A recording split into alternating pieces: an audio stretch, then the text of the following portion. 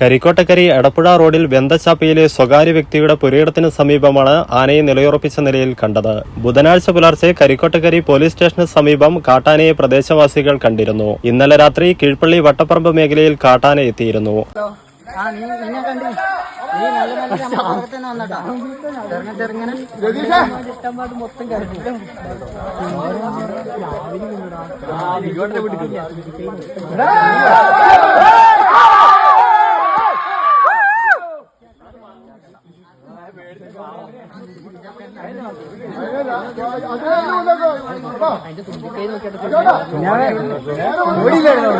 നാട്ടുകാരും ഫോറസ്റ്റ് ഉദ്യോഗസ്ഥരും ചേർന്ന് ആനയെ പുഴ കടത്തിവിട്ടിരുന്നു. ഇതേ ആന തന്നെയാണ് കരിക്കോട്ടക്കരിയിലും എത്തിയതെന്നാണ് റിപ്പോർട്ടുകൾ. അതേസമയം കരിക്കോട്ടക്കരിയിലെത്തിയ ഫോറസ്റ്റ് വാഹനത്തെ ആക്രമിക്കാനുള്ള ശ്രമവും ആന നടത്തി.